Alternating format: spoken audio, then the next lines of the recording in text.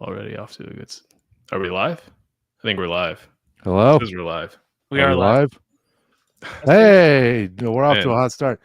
Hello and good evening to the Boiler Express podcast. I was not ready for this quick start. Oh, good. Russ is here. Awesome. Hey, Russ, we're live.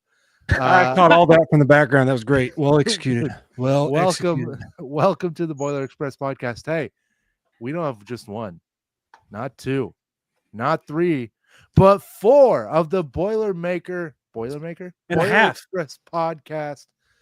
Gosh, what a start we're going on. We are.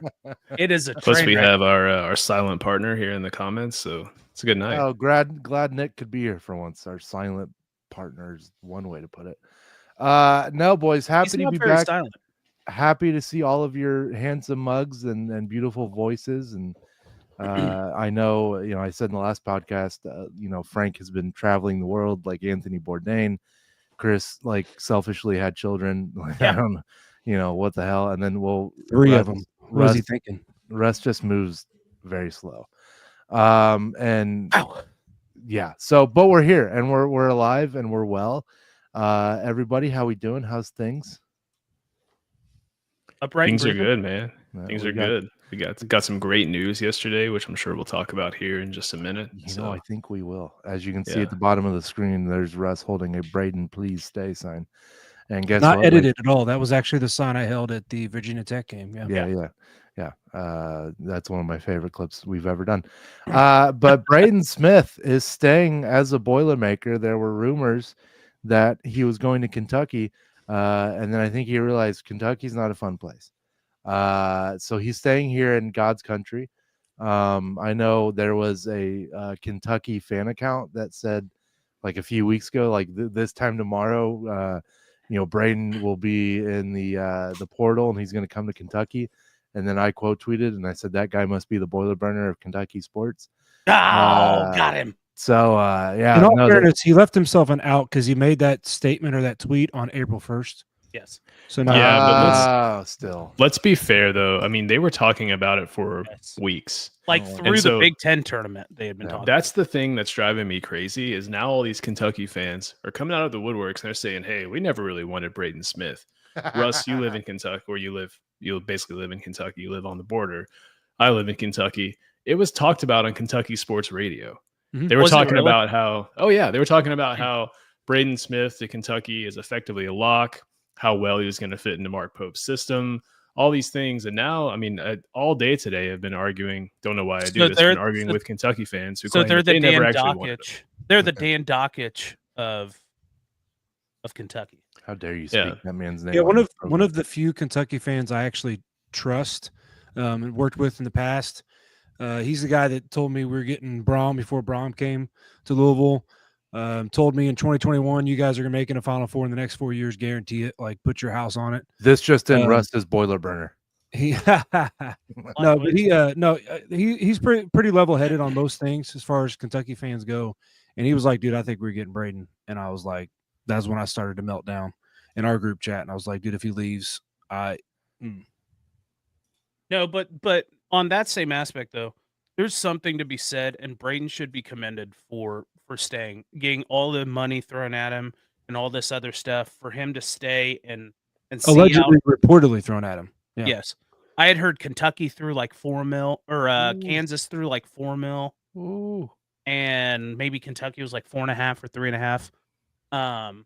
But to stay loyal to a program, the only high major offer he got to stay, come here, and then see the plan through. And I mean, it's also a good thing for him, right? Because the big thing behind a point guard is the continuity with your players and the other guys on the floor. Him and Trey know what each other's thinking. Him and Fletch know what each other's thinking. So that is going to only help his draft stock by being with the same team again. And then he also knows what this roster looks like going into next year. This is, I mean, how do I say this? Edie's senior year was a significantly awesome roster. What'd I do? Yeah, no, that point you made is probably my favorite point of all this. Painter actually talked about it a couple weeks ago.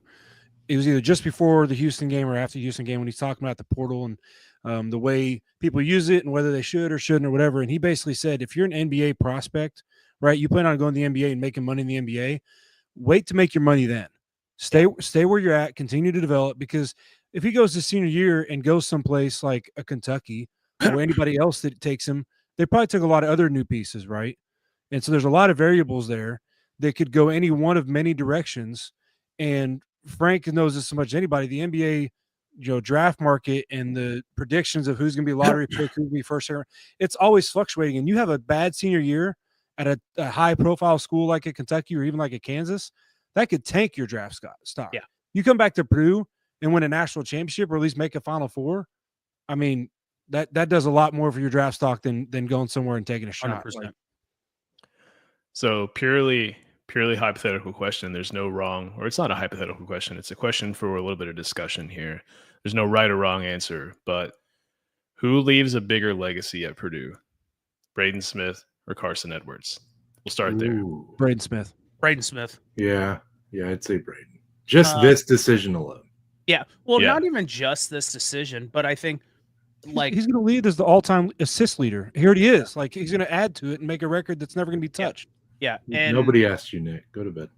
and not just that. Like my big thing is the all-around Dean. the all-around game of Braden is some of the best I've seen in my lifetime. He passes, he defends, he rebounds, he does it all. Where Carson was really good, but he was was really good with the ball in his hands and when he wanted to score. And I think And the comment I think was, ultimately that's why he didn't do terrific in the NBA, because without the ball in his hands, got lost. he didn't add a ton of value. And I think the big thing is that Braden makes everybody better around him. Mhm. You're the Peyton Mannings, the Tom Brady's, the Michael Jordans, the stuff like that. Those guys build up the players around them, and that you see that a lot with Braden. Except for Wes Welker, but yeah, I get what you mean with Peyton. Yeah. So, what I think right now, I think it's fair to say Edey will leave a bigger legacy than what Braden has so far. But what would Braden have to do to surpass that in your all's eyes? Is it a championship? Championship? Yeah, I mean, Edey was back-to-back National Player of the Year unanimously. Yeah, that's the only way you top, and Braden is not going to top that because he's got 1 year left and didn't win it this year, right? So he's got to be National Player of the Year, tournament player, or the player of the tournament, and lead us to a national title. Russ, is your dad using a deer emoji? Is that what that is? Possibly. I love Dean. Dean's a great guy. Dean's a saint. And when he says "good job, guys," I know he's talking to Frank, Chris, and I, not you, Russ. Oh yeah, that's right. Dan is his real pride joy.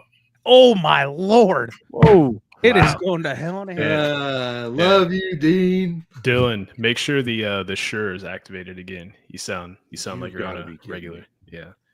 You sound great. I just want to make sure that you're getting your money's worth on that mic, because these things aren't cheap. Does he sound great? Does he sound great? My name drives. No, I give him a solid 9 out of 10, but knowing that it could be a 10. No, it's back to. So Now are we back to hello? what? There you go. Okay. Back to that question. I think at least a Final Four. To match Edey. To match Edey. Okay. Because I mean, what he'll have up on Edey, and I mean, he'll have more Final Fours than Edey would. So, I mean, there's that. But also, I agree with Russ's comment about I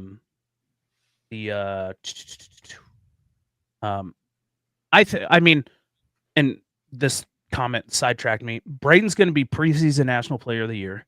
He's going to be Big Ten National Player of the Year, and he's going to be the front runner for all the National Player of the Year trophies.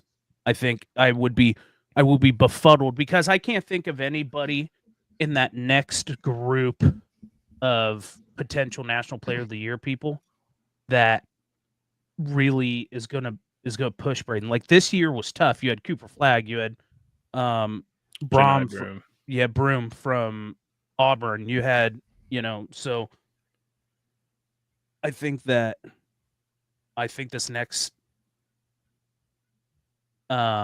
next chance is his best to get that. But yeah, I think at least a Final Four, and if he's able to lead a team to a national title, he's going to go up there with Edey as one of the best players to ever come through the university.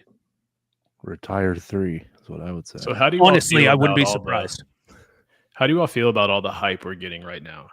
So a lot of people have come out and said Purdue should be preseason favorite to win the championship. Purdue should be preseason top 3 favorite to win the championship. Do you feel that adds a little bit of pressure? I don't know. I saw a that- guy say on Twitter that Purdue fans have it really, like, he said something like, Oh, Purdue an fans have Illinois fan. yeah, he's like, Purdue Yeah. fans have it so good. And I'm like, buddy, I mean, like, he's not wrong. The last 5 years, He is not wrong. Yeah, I saw that been same thing, and he isn't amazing. wrong. Yeah, but 5 we've to 8 gone years. through a lot of tears and a lot Oh, of yeah. bad times. Yeah, Robbie's knee, Haas's elbow, We've been through it. double-digit and- losses. Yeah. And we haven't lost a ton in the portal. I mean, Illinois is starting to become transfer portal U. So is IU. Mhm. And until I see one of those teams make a deep run, I'm still not convinced that it's the way. And we saw this last offseason, where Painter was pretty criticized for not going into the portal, and we're a handful of bad calls away from going to an Elite Eight. Yeah. So until I see one of these teams that are just flipping their roster every year go to, let's say, an Elite Eight or a Final Four, I'm just not going to be convinced that that's the way to do it.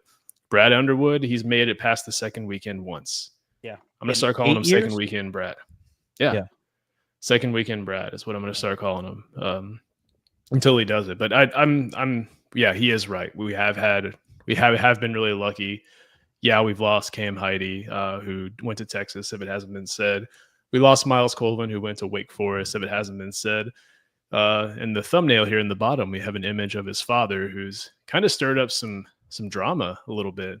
He's been openly critical about the basketball team, the basketball program, saying that Miles is basically told to stand in the corner and shoot threes, which, if I'm going to be blunt, sometimes he struggled with that. Just saying. So he did. I mean, No, you're right. You're not wrong. His 3-point percentage wasn't good. That's just a fact this season. It could have been a lot better. Had he hit a couple more shots, we would have won a couple more games. That's for sure. And halfway through the season, we started seeing guys sag off of him. Mhm. That's a fact too. So, But like Painter's always said, is if you're not hitting shots, do everything else well. Go everything rebound, else. go Yep. play defense, go get steal. And that's the And he thing did do that. Yes. He did do a good job for the most part of that. But I just thought that was an interesting thing for his father to start arguing with people on social media. Game either, so he was not. No, yeah. So I really, really hope that doesn't sour his relationship with Purdue. Unfortunately, it may, but it's a business decision on It is, everybody's yeah. part, right? Like, I don't know. Had Miles been more consistent, then I could understand the argument. But right now, we just didn't see enough consistency, because it's all based off trust.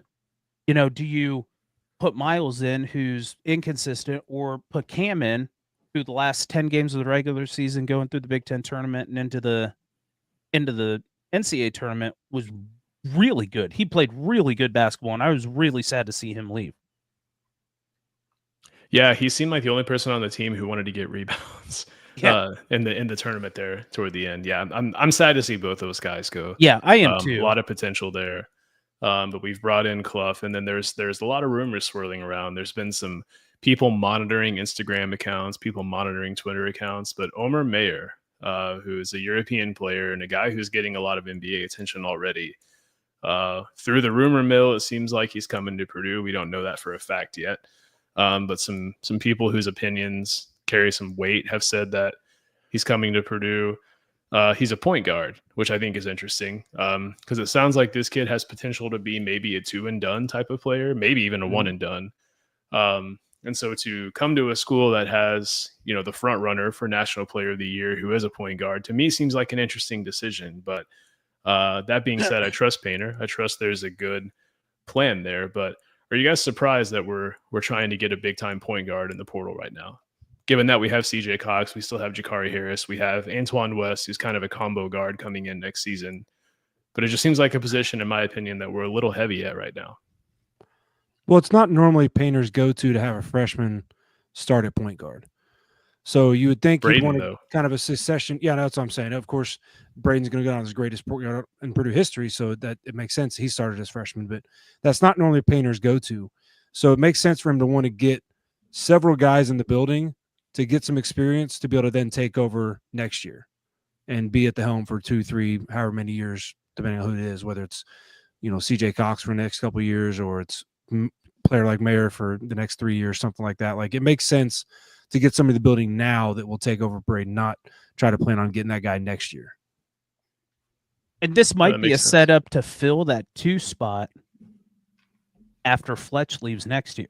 Or, yeah, after Fletcher's senior year. But Fletch hadn't been playing the 2. What's he I been? always forget that too, Russ. Oh, yeah, Fletch is really playing the 3. I mean, Yeah, that's true. he kind of is. I mean, especially the starting 5 this last year, we kind of had 2 point guards. Yeah. I think Cox and Braden are both point guards inherently, and then Fletch was kind of that 2-3. But I understand what you mean. Yeah, I think it's interesting. It's all current players have been following him on Instagram. They've been commenting on his posts. Coaches have been following him, and Basketball seemed like account every itself. additional person Boiler that continued burner. to follow him was tweeted. And Boiler Burner doesn't follow the Paint Crew. Yeah, right. Yeah. Hey, shout out to the Paint Crew. Yeah. I gotta say, when they said Braden was coming back and the Purdue Twitter account tweeted, I just got a text and all I can say is wow. I thought that was Oh amazing. man, dude, That was is awesome. That was hilarious. so good. 10 out of 10. 10 out of 10 on that one.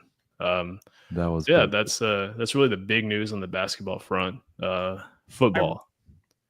Go ahead, Chris. Were you gonna say something else? Yeah, I was just gonna say something about I like the idea that we're going after some of these European kids who played pro basketball.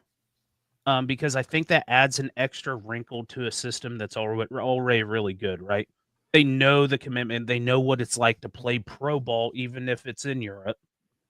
And they can add that element of work ethic in there and maybe keep guys honest, right? Maybe keep guys, not saying that like our guys don't have the work ethic, but when it's January, Competition makes everyone better. yeah, and when Right. it's January and you're dog tired and it's winter, and a lot of the times we see a slump in the program during January. Maybe that's a voice in the room that can build people up. Well, we haven't mentioned that he's currently teammates with Travion Williams too. Yeah. So Trey's in his ear, like, hey man, you got to go to Purdue. Like you would think he's that played that has against to be Carson. going on. Oh, he's played against Carson. Okay. Yeah. Yeah. So Yeah, he there's- knows the type of guards That's where I was going to go. come out of Shout Purdue. out Carson and like Travion, guys over in Europe right now that are basically kind of recruiting for Purdue a little bit. Yeah. That's a good point. And I mean, you got to think Sasha's got some connections. The old Serbian sniper. That's a good point. Yeah. Killed it, Yeah. man. Killed it. So football. Let's touch on football for a few. Dylan, you went to a football game this past weekend. How was it? It was fun. I got this. It was in Columbus. Apparently, there's a football team in Columbus. I think they're kind of a big deal. Hey, Max Clare looked really good. I will say that. But no, man, I got to go hang out with the dudes from the OHIO pod there at the shoe. So that's always fun. I got lost around Columbus. Like I know my way around Columbus easy enough, but campus on like a game day, even though it's a spring game, it's still Dude, it's packed. crazy. When I went there for a couple games, it was nuts. It's like a lot. Like it's a lot to process. Yeah. I mean, like of course at Purdue games, I've been there millions of times, so I know exactly where to go, where my parking is, blah blah blah. And so I parked at a Target, and I Ubered over to their tailgate spot, and then the Uber was like, I can't get to that spot, like it's too like the police won't let me. I was like, so if I just walk this way, I'll be there. And he's like, yeah. I'm like, where? So I walk, and I walk, and I walk some more. Finally, I'll call Eric. I was like, where am I? Like, I don't know where I am. He goes, what are you looking at? And I said, well, there's a big building with a block O on it. And he goes, yeah, is that right? There's a couple of those. Yeah. But I did find him. met a lot of their listeners, which was cool. It was fun, man. Like, Buckeye games are fun. Guilty as charged. Even though Russ wants to call me an Ohio State fan, I listen for many, many years. Hated Ohio State, truly hated them. And then I met Eric, and then I met Wildman, and then I met JR, and then I learned, hey, not all Ohio State fans are bad people. Some of them are. You but found not all. 3. I found 3. But no, man, it was fun. Kind of, made me excited for football season, especially with what we have new here at Purdue. And I know in the last couple of days, there's been some guys jumping in the portal, which is interesting. But I think I love the videos coming out of spring camp. I like Odom's vibe, and I know I said the same stuff about Walters last year, but listen, like, there's never going to be a time where I'm not like, Odom's our guy. I feel like Odom fits the Purdue mold better than Walters did. Russ, tell your dad this is a family program. That's crazy. What a Buckeye is. He's just telling everybody what a Buckeye is. I know. If you eat a Buckeye, you will likely die. Well, not that chocolate and peanut butter. Not the Those chocolate are peanut good. Those are good. So breaking here, Brock says that Brian Newbert says Omer Mayer is pretty much just an announcement Him and away. everybody else on Twitter. Nice. Yeah, Brock, are you boiler burner?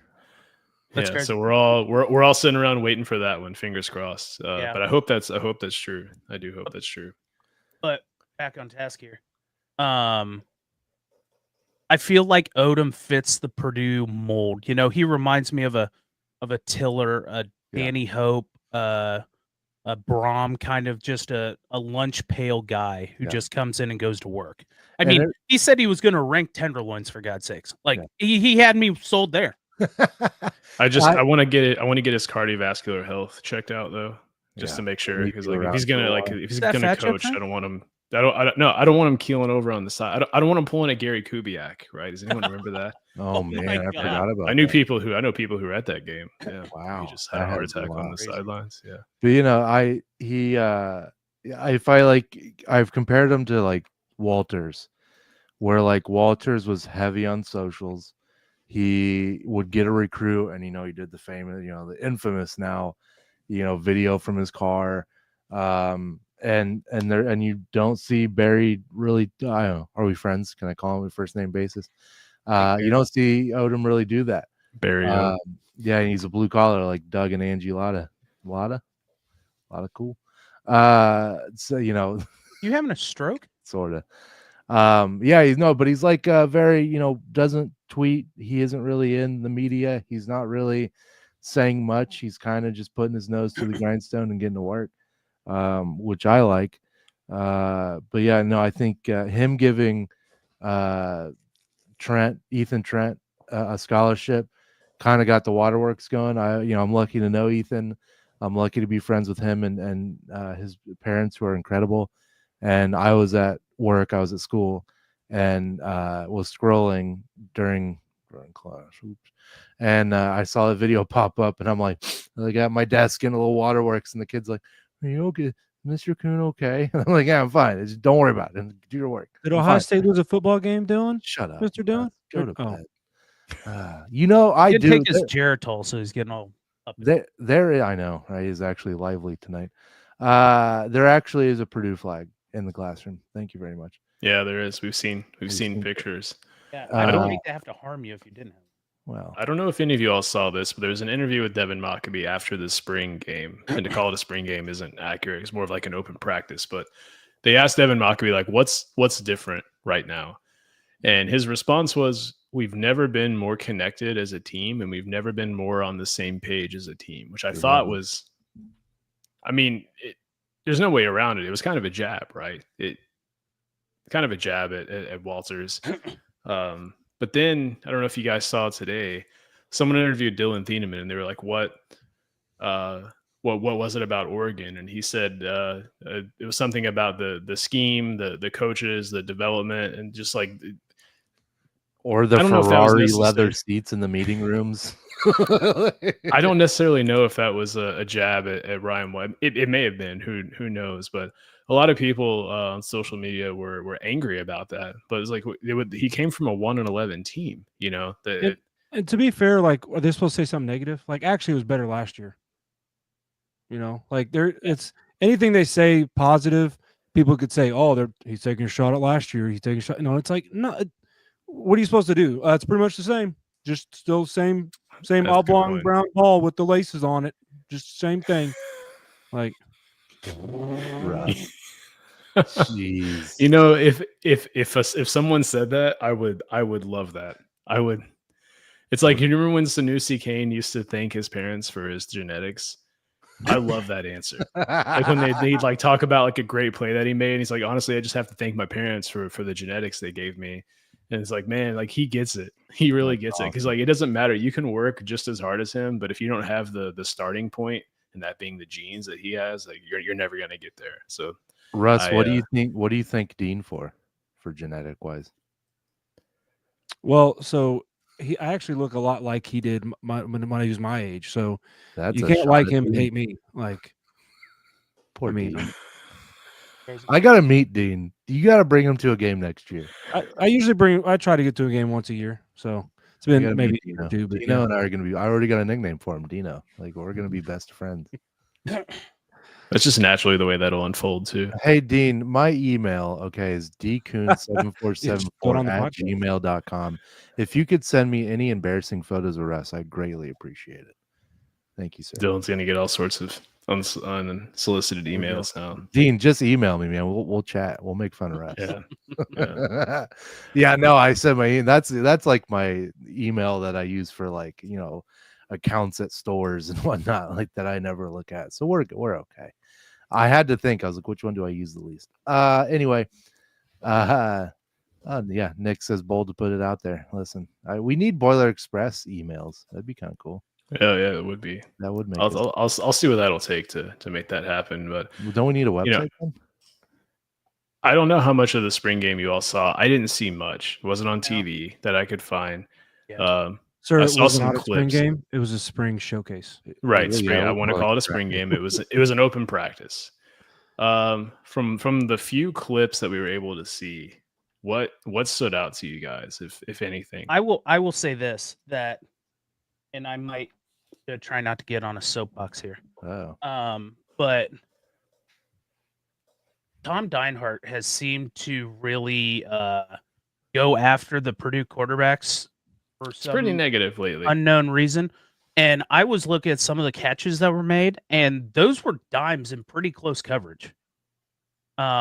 Seeing guys catch the ball over receivers, and sure, without the full context, it could be receivers making good plays, but still the ball's getting to the area it's supposed to.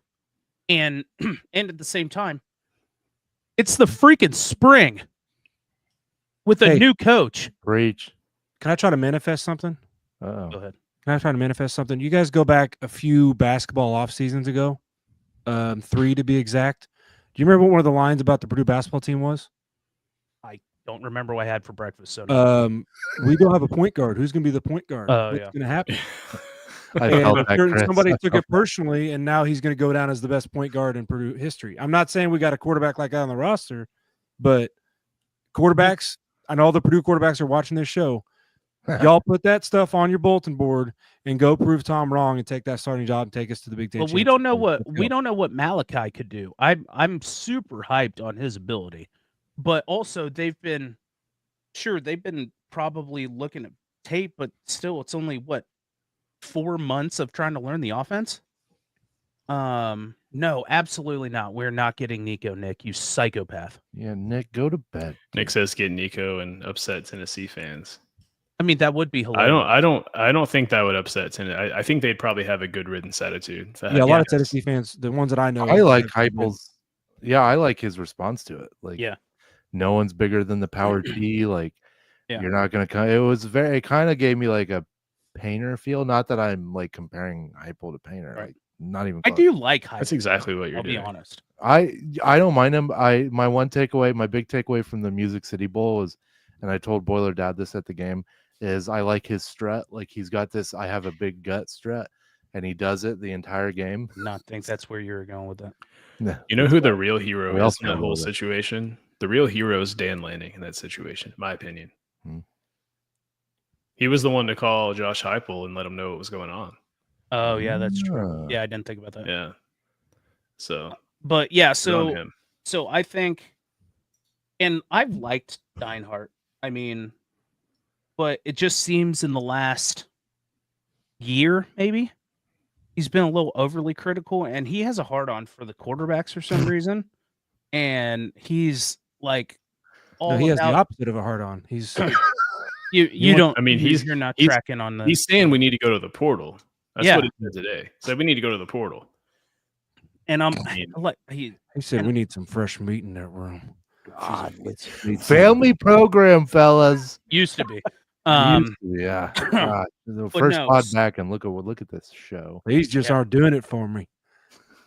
Good Lord, when the deliverance is going on around here. You're fired. So, but no, that's my opinion. Is that just looking at some of the clips, I think I don't see an issue with the quarterbacks. Now, obviously, not being there, not having the full context, it's hard to tell. I also like the aggressiveness.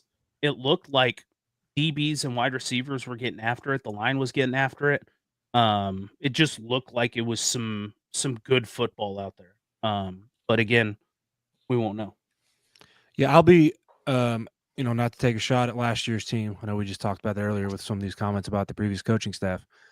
But I don't think we're going to see, who knows what our record's going to be? Who knows what the scoreboard's going to look like? But I don't think we're going to see some of those efforts we saw, especially early in the season, where we're missing tackles left and right. And guys just don't seem to have the effort there. Like, I don't think we're going to get out hustled or outworked. Now, we might be in a talent deficit. We might be, experiencing some learning curves. But I don't think anybody on that field is not going to be leaving it on the field when they're out there. But the one thing I will say is that there's a lot of comments when Odom first got hired that he was very big on fitting a system to the players and not fitting the players to the system. I think that is huge. And I think that's a lot like what Painter does, right? I mean, Painter has done, which is getting guys who fit and gel well together. And I think that's a lot of what Odom's doing too. Is he's going to get guys in the right position and have the best opportunity to be successful. Let's not forget that Painter set the record for 3-pointers attempted in a season right after setting the record for most post-ups attempted in a season. Right. Yeah, and I think if you guys remember at the end of last season, right after the IU game, I think it was Gus Hartwig in an interview where I think it was Tom asked him directly, what's the issue? And he said the issue, you can't fit the players to a scheme. You have to fit the scheme to a player, which I thought was a pretty bold thing to say. Mm-hmm. But that there was that a lot seems of to me honesty towards the end of the year. Yeah, there was. Yeah. And then Walters did that exit interview. Where he had no message to the fans at all. That was great. So nice. So classy. I'll be really curious to see. We'll see him in 4 months. Yeah, we'll see Or him. 4 see months him into the season. in Seattle. Yeah, that'll be fun. Yeah. I always forget he's in Washington, and then I still follow him on Instagram, and I'll see him like, oh yeah, he's over there now. Have fun. I know it's way too early to talk about this. We still don't know what the depth chart looks like. We still don't know. I mean, for me, this season, really this summer, it's going to be a lot of time catching up on the roster, catching up on everything. I mean, there's still movement happening right now, but Hey, if you are, by the way, too, watch Dylan and I's from, I guess it was 2 weeks ago now. 'Cause we talked about a little bit of that. There's a lot more guys returning than you think that we had. And when you talk about, I know it's quick and easy for you to say, well, we want 1-11. We don't want anybody back from that team. And who do we actually want from that team? But we just talked about the scheme didn't fit the players, right? Like if the players fit the scheme or you fit the scheme to what the players can do, we had the talent, right? Because our guys that transferred from football last year, where are they at? Oregon, Ohio State, right? Texas A&M, Clemson. Like, so we had talent on the roster, and if we're bringing back more than what we actually realize, I mean, Denylon Moore said Armand Branch could be a couple of great receivers. George Burren, who actually had a breakout a couple of years ago, in Walter's first year at Purdue. Maccabee could go down as one of the top 5, even top 3, top 2 rushers in Purdue history. Like, we've got talent on this team that if we truly do fit it to the players, we could surprise some people this year. I'm not saying win total number, but I'm just saying the team could look very different than the 111 effort we put up last year. And it should. Everyone you named was an offensive player. What about defense? Do we know who's coming back? Let me look at my notes. And while he looks that up, I will say this: that not only the onus isn't just on Coach Odom, but his staff too, and he's put together a really good staff. I mean, I will say this is one of the more impressive staffs I've seen around Purdue football in a long time. I mean, I think the offensive defensive coordinator picks were good, and even all the position coaches. I mean, Memphis's defensive back coach, stuff like that. So I think I want to say, did they say the program set a record on their assistant coach spending? Did I read that somewhere? Yeah, it sounds Anybody know? about. Yeah. I feel like I've seen that. Yeah, I want to say that the program spent a record on their assistant coach's salary, which the president of the university doesn't like losing. That much is obvious. Mm-hmm. And he is committed to putting the money where the mouth is. And so far, they're doing exactly that. Now we just got to get the results. Dude, Mung is my guy. I love Mung. So, unfortunately, the top of the list on those guys, Frank, was Hudson Miller, who obviously is now in the transfer portal. Now in the portal, yeah. But some of the other guys that still, like one guy that surprised me, I didn't realize he had more eligibility. He at least is still on the roster, anyways. CJ Madden, transfer. Yeah. Trey Smith, didn't see a lot of him last year. Mo Omanode, yeah, right? He's still on the roster. Jamarian Harkless, Jamarius Dinkins, Winston Berglund. So we still have, there's some defensive pieces. Did Nyland Green go in the portal? Yes. Oh, yeah. Okay, I didn't know. I thought I he think did. He's already committed somewhere. I forget where he committed. I think it was down south somewhere. Brock says he's not Boiler Burner. Just listen to the show with Brian. That's all. I think that's exactly what Boiler Burner would say, though. Yeah. Bum, bum, bum. Oh, he went to Arizona State. Dang it, Nick. The Sun Devils. The Devils of the Sun. So yeah, what has to happen this season in your all's eyes?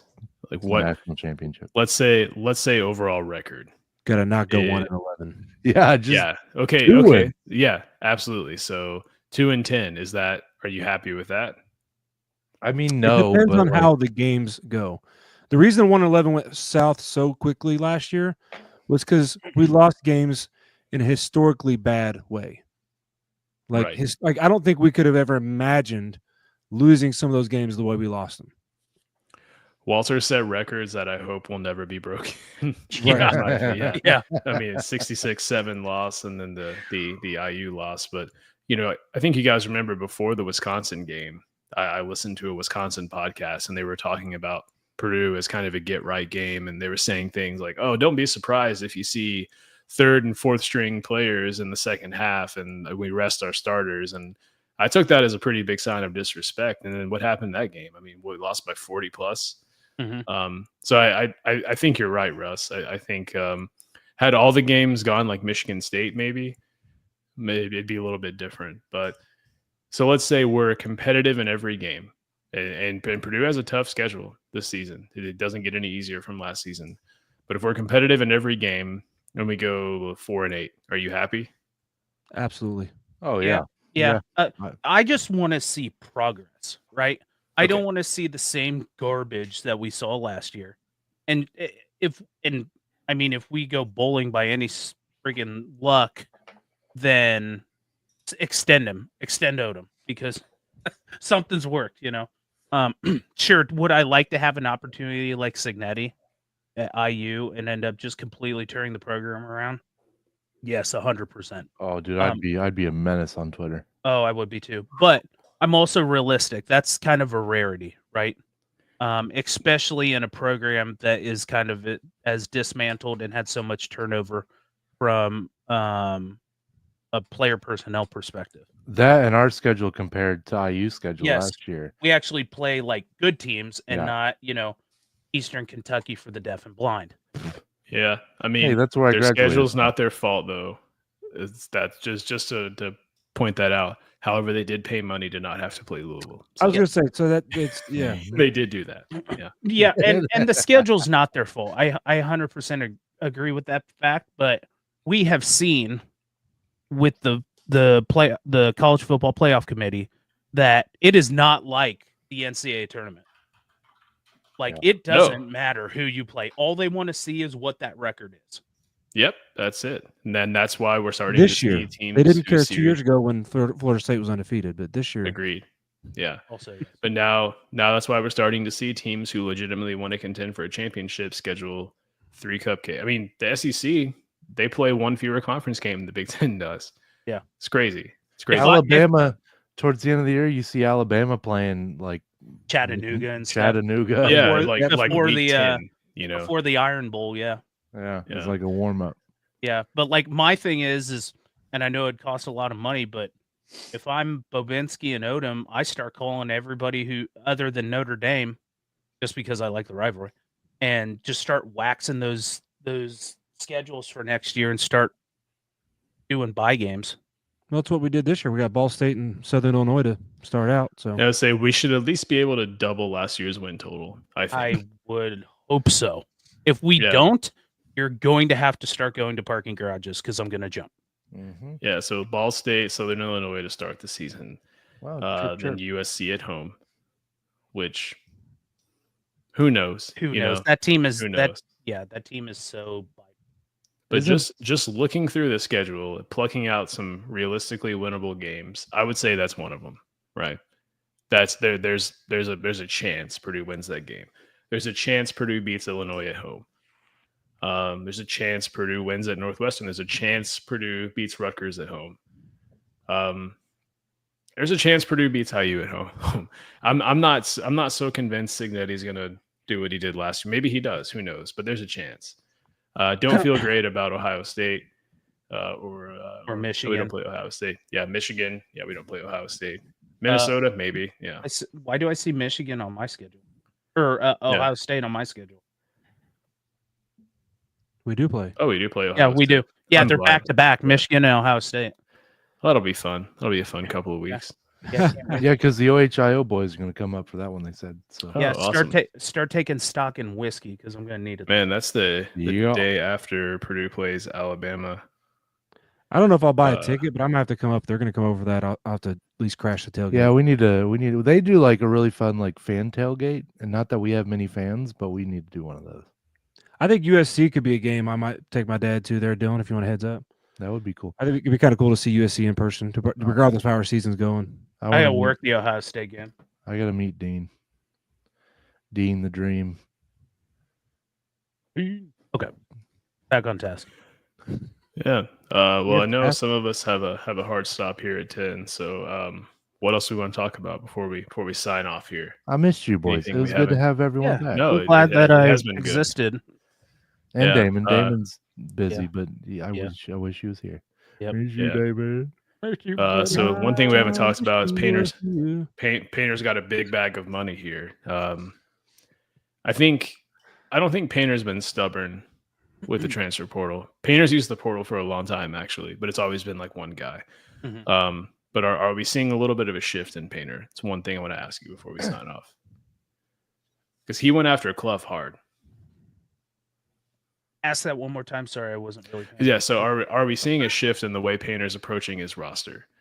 I- Because he went after a lot of people had Clough ranked as the number 1 player in the portal, and he went after him pretty big. I wouldn't call it a shift because you even talked about earlier how he had back-to-back years where you went, most 3-pointers and most post-ups.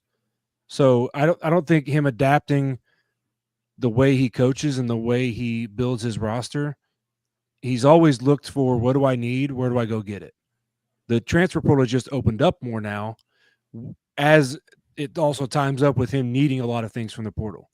The last 2 or 3 years, he's kind of felt good about our roster, knew where guys were going, or really in the case of the last 2 or 3 years, they weren't going anywhere. I think this year, when he talks about having conversations at the beginning of the year and how it's important for him to know where guys' heads are at, if they're planning on leaving at the end of the year or what they're planning on doing, I think he already knew Miles and Cam were possibly gone, if not for sure gone at the end of the year. I think he already knew Berg was probably gone at the end of the year. So I think he already knew he had some work to do as soon as the portal opened at the end of the year. And he knew exactly who he wanted to go after. He knew exactly how he was going to do it, and he's got it done. But I also think at the same time, there wasn't a lot of room to play with scholarships. Right. last few years. You know, you might have one opening or something like that. This year we've got 4. Well, 4? This I believe first, so. One's been filled.